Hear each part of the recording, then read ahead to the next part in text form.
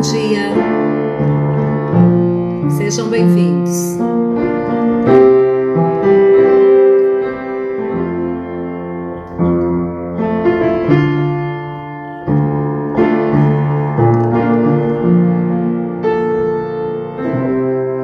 Muito bom estarmos aqui aprendendo mais da palavra de Deus, né? É isso mesmo, sejam todos bem-vindos. Ai, graças a Deus. E é tão bom quando a gente consegue trazer esse tempo para a palavra de Deus, né? Para lendo, aprendendo. E a minha querida amiga Ivoneide já está aqui comigo, para que a gente possa conversar um pouquinho a respeito do capítulo 2. Deixa eu dar uma ajustada aqui.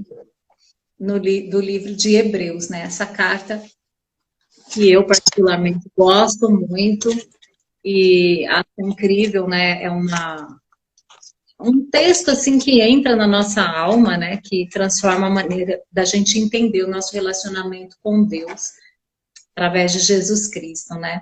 Seja bem-vindo, Neide. Bom dia. Bom dia, querida. Tudo bem com vocês? Bom dia, Eli. Todos que estão aí conosco nesta manhã para meditarmos um pouquinho mais na palavra do Senhor, aprendermos juntas, né? Ter esse momento tão gostoso, né? Para que só soma, né? Para o nosso conhecimento, né? Para aquilo que nós realmente, né? Precisamos ser fortalecidos, que é dentro da palavra do Senhor, né? Tiramos esse momento como prioridade para as nossas vidas, de estar aqui junto com vocês. Isso é muito importante. Lá na frente nós vamos ver o resultado disso, né? Quando nós nos dispomos, né, a oferecer como primícia do nosso dia, estudar a palavra do Senhor, já amanhecer orando, buscando a Deus, a sua direção. Isso é muito importante para nós. É verdade, é verdade. Eu acho bem gostoso, assim, logo de manhã a gente mergulhar, né, mergulhar na palavra de Deus e meditar, uma coisa que você fala, um comentário que vocês deixam, acrescenta tanto a nossa conversa aqui, a nossa leitura bíblica. Então, nós vamos lá. Hoje é o capítulo 2 de Hebreus, começamos ontem. Vocês que estão chegando, sejam todos bem-vindos. E você deixe, por favor, o seu comentário aí. Escreva o que está falando com você hoje, esse texto, esse capítulo. O que você está entendendo, o que o Espírito Santo está comunicando ao seu coração através dessa leitura. Bom, vamos então, pastor Ivoneide, eu acho que eu vou... leia, pode ler inteiro e depois eu comento junto com você. Ok. Hebreus 2, tem um negrito aqui na minha Bíblia, né? Eu estou com a Bíblia Genebra hoje, eu gosto muito dela para estudar a palavra do Senhor. Ela esmiuça um pouco mais ainda os textos e eu gosto muito, né? Ela tá ficando velhinha, mas eu amo essa Bíblia, eu gosto demais dela. Né? O estudo dela é muito profundo. Gente, eu vou mostrar, ele vai brigar comigo, porque ela já me deu recomendação de uma pessoa para arrumar. Olha a situação da Bíblia que eu mais uso. É duro, porque eu não quero deixar, né, 2, 3 dias para arrumar, porque essa Bíblia aqui, tem muita coisa escrita, e é uma coisa interessante, né? Acho que isso acontece com vocês. Às vezes eu não lembro qual é o endereço, né? Qual capítulo, às vezes nem qual livro é, mas eu lembro, por exemplo, o espacial, né? Eu lembro o canto que está, e aí fica mais fácil achar se estava em cima, se estava embaixo. Eu guardo muito, né, por esse olhar espacial, do espaço mesmo. Então, eu tenho aqui muitas coisas escritas, né? Mas eu vou arrumar, gente. E aqui diz o perigo da negligência, né? No título, no negrito da minha Bíblia. Por esta razão, importa que nos apeguemos com mais firmeza às verdades ouvidas, para que delas jamais nos desviemos. Se, pois, se tornou firme a palavra falada por meio de anjos, e toda transgressão ou desobediência recebeu justo castigo. Como escaparemos nós se negligenciarmos tão grande salvação? A qual, tendo sido anunciada inicialmente pelo Senhor, foi-nos depois confirmada pelos que a ouviram. dando Deus o testemunho juntamente com eles, por sinais, prodígios e vários milagres, e por distribuições do Espírito Santo, segundo a sua vontade. Pois não foi a anjos que sujeitou o mundo que há de vir, sobre o qual estamos falando. Antes, alguém, em certo lugar, deu pleno testemunho, dizendo: que é o homem que dele te lembres? Ou o filho do homem que o visites? Fizeste-o por um pouco menor que os anjos, de glória e de honra o coroaste. E o constituíste sobre as obras das tuas mãos. Todas as coisas sujeitaste debaixo dos seus pés. Ora, desde que lhe sujeitou todas as coisas, nada deixou fora do seu domínio. Agora, porém, ainda não vemos todas as coisas a ele sujeitas.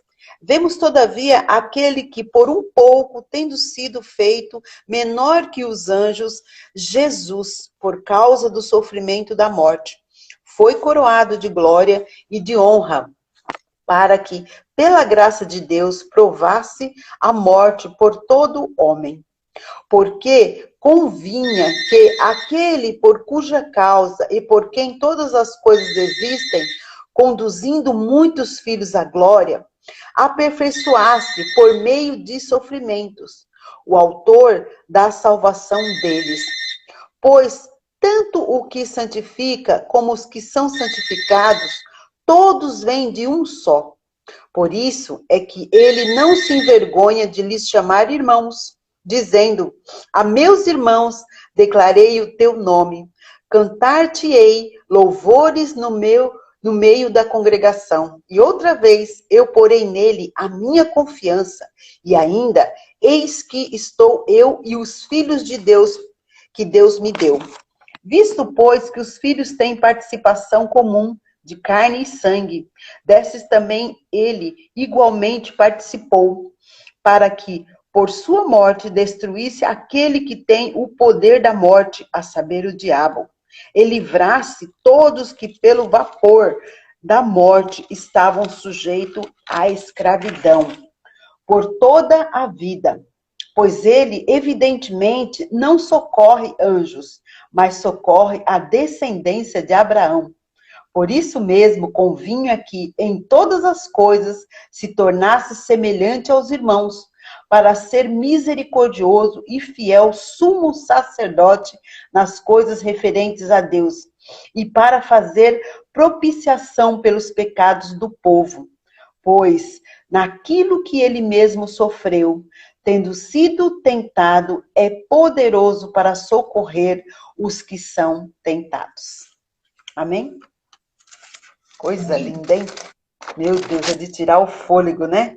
A gente fica muito feliz. É É lindo demais. É muito lindo, né? Esse capítulo 2, né? Eu achei muito interessante, gostaria, né, de fazer uma ênfase do versículo 1 ao versículo 4. São muitos versículos, muitas palavras assim maravilhosas, né? Que a gente fica tão feliz de saber, né, que o nosso Deus, o nosso Jesus é o sumo sacerdote, né? Ai, que coisa linda, isso empodera a gente, né? A gente fica toda felizinha, né? Fica se sentindo muito forte, e isso é muito gostoso, né? Mas do versículo 1 ao versículo 4, eu vejo uma exortação, né? Além do que já se falou no capítulo 1, sobre que estejamos atentos, né, que estejamos ligados, né, para que nós não podemos de forma alguma, conhecendo o Senhor, perder o foco, cair, se desviar, não retroceder, aquele cuidado, né, com os modismos, né, a Eli costuma falar tanto, né, sobre essas novas filosofias aí, que tentam adentrar dentro da igreja, né, na educação, dentro muitas vezes das faculdades, que tentam desviar o caminho, o foco, né, que nós não podemos perder. Nós precisamos estar muito atentos. Existem coisas maravilhosas, escritos maravilhosos, mas nós não podemos dar muita vazão a algumas coisas muito perigosas que vão entrando sutilmente na nossa mente, no nosso coração e que podem nos desviar. E aqui em Hebreus, o autor exorta o povo acerca disso, porque era num caminho mais ou menos assim que eles estavam querendo caminhar, né, e se desviar daquilo que eles já professaram, Jesus como seu Senhor. Perseguição veio, o coração apertou e eles, começaram a se envolver com algumas coisas que é isso que ele exorta aqui do versículo 1 ao versículo 4, para nós tomarmos muito cuidado com isso, com esses modismos, né, com essas correntes de doutrina que pode realmente nos influenciar e nos levar longe do propósito de Deus. Gostaria de ler um versículo também que está em Romano, muito conhecido, de Romanos 12, 12, que é muito interessante, né, que nos fala sobre isso, né? Romanos 12, 12 diz assim: regozijai-vos na esperança, sede pacientes na tribulação, na oração, perseverantes. Então, que nós possamos, né, ser perseverante, paciente no momento da tribulação, para não perder o foco e ver além da tribulação, né, aquilo que Deus tem para nós. Ele está no meio da tribulação, né? Ele nos ajuda, nos direciona, porém nós temos que estar atentos para não perder o foco. É isso que o autor de Hebreus fala àquele povo neste momento. Amém.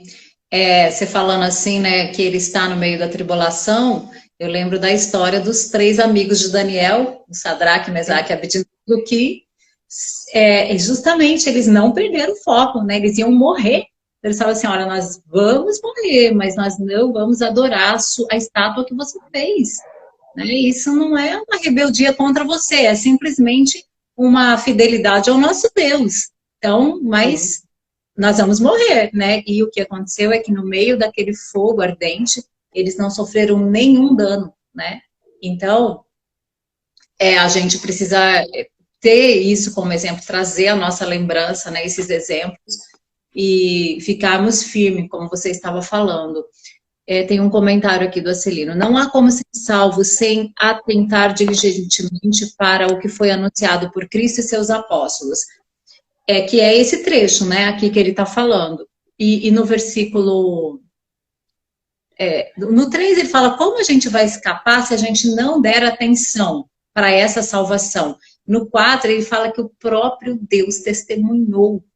Então, assim, vieram os profetas, anjos falaram, houveram tantas coisas de tantas maneiras, mas quando Jesus Cristo veio, ele é o Filho de Deus. Ele é a representação, ele é a manifestação do Deus vivo. Então, como nós vamos escapar se nós não dermos atenção para o Filho de Deus? Pense você enviando o seu filho como seu representante, como aquele que vai organizar alguma coisa para você, e seu filho chega lá e ninguém dá atenção, ninguém leva a sério. É muito sério. Não escaparemos, né? Nós não escaparemos. Então, que a gente possa... Esse seu comentário, né? Muito importante, porque as tribulações, às vezes a gente passa situações muito difíceis mesmo. E a nossa fé, ela é provada. E aqui o povo estava vivendo essa situação, né, de precisar ter essa atenção, dar essa atenção, porque não foi qualquer um que veio. Foi o Filho de Deus, Jesus Cristo, aquele que é a palavra, aquele que estava lá na criação, fazendo acontecer as coisas, né, pela palavra. E ele se manifestou e veio e deu a sua vida por nós. Então não é qualquer coisa, é o centro de todas as coisas, é o dono de todas as coisas, é o nome que está acima de todo nome. Não existe nenhum nome acima do nome de Jesus. Então, se nós não atentarmos para isso, como que nós vamos escapar? Então, é uma exortação mesmo, bem séria, né? A gente precisa ficar bem atento. Eu quero fazer um destaque para os 2 versículos finais. O 16 é lindo, né? Que ele não auxilia anjos, Ele auxilia a descendência de Abraão, eu e você. Nossa, É demais. muito lindo, gente, é muito amor de Deus, né? É muito amor. Mas vamos lá, o 17 diz que Jesus Cristo, quando ele veio, se fez homem, encarnou, foi necessário que ele fosse feito igual a nós, como homem, para que, a fim disso, ele fosse obediente. Que no 10, no 10 que fala, né, que pela obediência dele, ele trouxe muitos filhos à glória. Foi porque ele foi obediente à missão que ele veio cumprir. Jesus veio, ele deixou a divindade dele lá, ele não veio fazer um passeio na terra, porque ele não precisava disso, né? Ele não veio aqui ver alguma coisa, não, porque ele não precisava vir aqui para ver se estava tudo em ordem ou para dar uma ordem para alguém, ele não precisava. Ele veio aqui para morrer como homem, ele veio como homem, como um ser humano, para morrer por nós. E nessa condição, como humano, ele precisava ser obediente. Obediente ao quê? Ao Pai. E ao propósito que ele veio. Aquilo que ele veio fazer aqui, a missão dele nessa terra. Ele foi obediente. Ele era capacitado pelo Espírito que havia nele, pelo próprio Espírito dele mesmo, o Espírito de Deus, e ele obedeceu. Ele foi obediente até a morte e morte de cruz.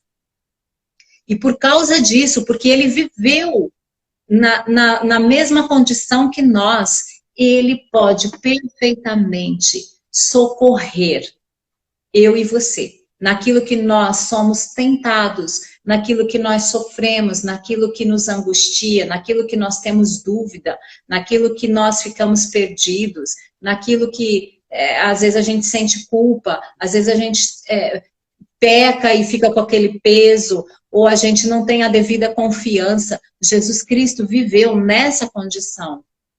E ele tem, a partir desse momento que ele morreu, que ele foi obediente, por causa do sofrimento, ele foi aperfeiçoado, e ele sentou-se à direita da majestade, e ele intercede por nós agora. E por causa dessa condição que ele viveu aqui, ele é um sacerdote misericordioso e fiel, e ele pode interceder por nós, porque ele Amém. Foi participante conosco, foi participante, ele se tornou nosso irmão, e o texto diz que para ser irmão tem que participar da mesma carne e do mesmo sangue, e foi isso que ele veio fazer aqui. Ele veio se identificar com a gente enquanto carne e sangue, para viver essa vida terrena. E agora, nada pode tirar de Cristo essa condição. Nada, nada, nem ninguém. Ele é o sacerdote perfeito que pode nos socorrer, que intercede por nós, ele nos entende. Ele entende você, ele entende seu coração, ele entende a sua história, porque ele também teve uma história terrena. Ele também viveu, ele trabalhou, ele estudou, ele teve irmãos, ele teve família. Ele viveu nesse mundo, ele entende você, ele sabe o que você vive, ele sabe o que você viveu. E por isso que o texto começa nos exortando, olha, vocês não vão escapar. Por quê? Porque nós não temos desculpa, gente. Nós não temos desculpa, porque Jesus padeceu tudo e ele foi vencedor por nós. Amém. Ele foi vencedor. Então, ele tem esse poder que ele nos dá, que está em nós, de sermos vencedores. Ele morreu, se fez nosso irmão, entrou no céu com o sangue dele, apresentando, né, o sacrifício dele, remiu todas as coisas, e nós temos agora esse acesso livre, porque ele está presente entre nós e o Pai. Então, sempre que o Pai nos olha, por isso que é tão especial, né, esse relacionamento de Deus com a gente, mas Deus como Pai.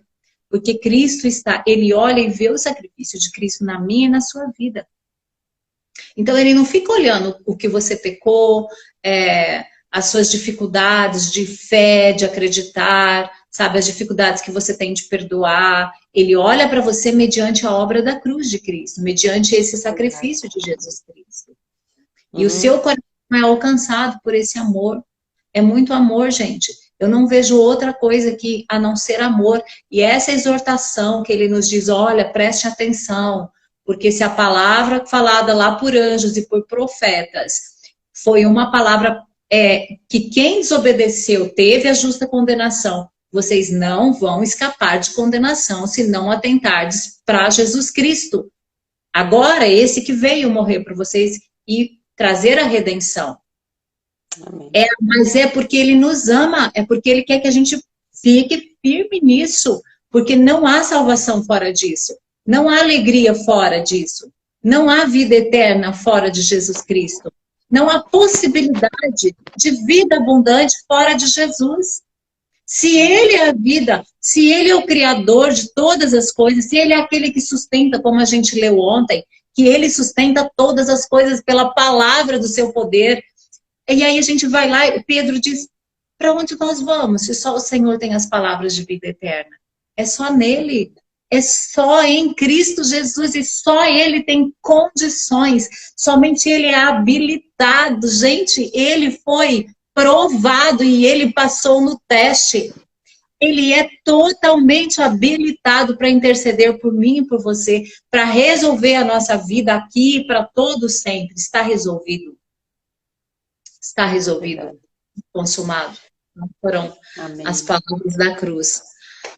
Amém, gente? Eu acho muito lindo, senhor. Aqui no versículo 5, né, a segunda parte dele diz, quem é o homem que dele te lembres? Ou o filho do homem que o visites? A gente fica imaginando, né? Às vezes a gente vê algumas pessoas de temperamento difícil, né? Aí a gente fala assim, ai meu Deus, só Jesus, né? Por quê? Porque nós, em nós mesmos, nós não temos capacidade. Graças a Deus, não nos deu essa capacidade, nem de perdoar, né? Porque os nossos julgamentos são muitos, as pessoas são muito difíceis, mas quando a gente diz que o outro é difícil, nós também somos difíceis, né? E aí a gente para e fala, meu Deus, que amor é esse? Que amor é esse que o Senhor tem por nós? Como não aceitar esse amor, né? Vindo de Deus Pai, né? Enviar o seu único filho para nos salvar. Então, assim, nós somos muito difíceis, mas o Senhor tem um amor por nós, que é um amor, assim, imenso. Como você falou, de perdoar todos os pecados, de restaurar a nossa vida a partir de um gesto que é tão simples, né? No exterior. É simples, eu aceito Jesus, né? Eu estou com ele. A partir de agora eu quero Jesus para mim.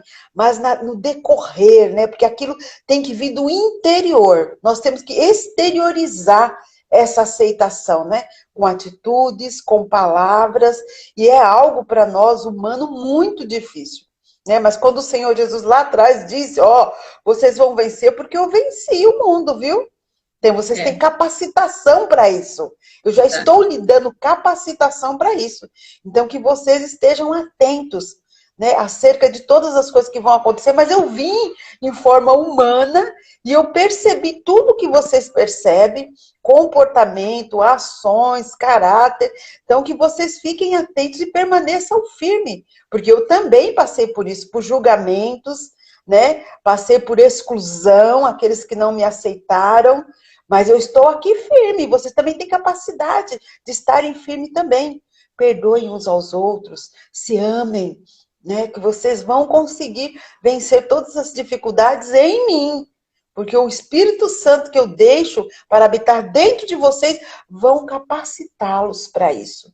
Sozinho vocês não podem, mas com a presença do Espírito Santo em vocês, vocês vão se tornar mansos, vocês vão abrandar, porque eu vou capacitá-los, né? Muito bem colocado, pastor Ivoneide, é verdade.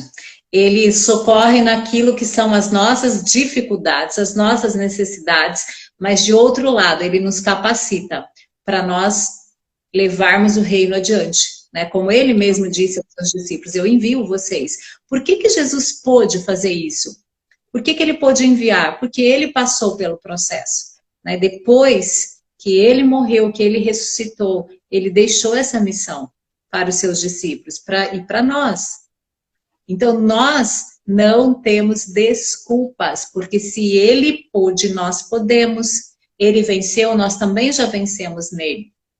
Amém. Ele foi capacitado, ele é capacitado, né? Ele nos deu dessa capacidade. Quando nós recebemos Jesus, aí ele está falando aqui, tanta gente tóxica que até confessa Jesus, e são nossos irmãos. Só muito amor do Pai. E esse amor do Pai, o Pai ama todos nós. Nós também temos que amar essas pessoas que ele está falando, né? Por quê? Porque nós somos capazes, nós temos capacidade agora, em Cristo, de perdoar, capacidade de sermos mansos, de ter um coração puro. Nós somos santos, nós somos purificados pelo sangue de Cristo. Então, nós também somos habilitados, capacitados. Por quê? Porque o Espírito dele está em nós. Eu acho lindo quando ele encontra com os discípulos, acho que é finalzinho de Mateus ou João, não lembro, que diz que ele soprou neles o seu Espírito. Soprou. Então, o mesmo Espírito, como diz Paulo em Romanos, né? O Espírito daquele que ressuscitou Jesus dentre os mortos é o Espírito que habita em nós e que diz lá dentro do nosso coração, você é filho de Deus. É o mesmo Espírito que tirou Jesus Cristo da morte, que ressuscitou. Aquela história da ressurreição é um negócio... Meu Deus do céu, esse mesmo poder, gente, habita dentro de nós. Você já parou, você prestou atenção bem nisso, nesse texto de Paulo? É o mesmo poder, não é outro poder, é um só Espírito. Ele levantou Jesus Cristo, né? Romperam-se as cadeias. E esse Espírito habita dentro de mim, de você, e rompe as cadeias. Ele rompe. E você e eu temos esse compromisso de romper cadeias, de viver uma vida rompendo cadeias. Não se prenda a nada, porque você é livre. E você vê as pessoas presas, rompa as cadeias. Nós somos enviados para isso. O que ele diz quando ele estava lá na sinagoga? Hoje se cumpriu a profecia de Isaías. O Espírito do Senhor está sobre mim. Essa palavra é também para mim e para você, para libertar as pessoas. Dá uma olhada lá o que diz o texto. É para nós também rompermos as cadeias, é para nós libertarmos as pessoas, porque já fomos libertos, temos esse Espírito. Gente, eu vou encerrar, eu vou me empolgando muito. E nunca vou acabar isso, né? Mas, graças a Deus. Então, amanhã a gente volta com o capítulo 3, que é tão lindo também, né? Eu quero falar de novo para você, em outro momento, releia esse capítulo agora, porque a gente lê, eu faço um comentário, né? A Ivoneide fez outros comentários, tivemos aqui comentários de vocês. A hora que você lê de novo, você vai ter mais informação ainda. O Espírito Santo vai falar outras coisas com você, ou ele vai reforçar alguma coisa que a gente está falando aqui, e que talvez, né, nesse momento a gente não entendeu direito, ou passou meio batido. Então, releia mais tarde esse capítulo, e amanhã a gente volta para o 3, tá certo? Muito obrigada, minha amiga, obrigada, gente, pelos comentários de vocês, pela presença de vocês aqui, é sempre tão bom, e a gente segue juntos nessa leitura incrível, né? Tenham um excelente dia a todos vocês. Muito obrigada pela presença.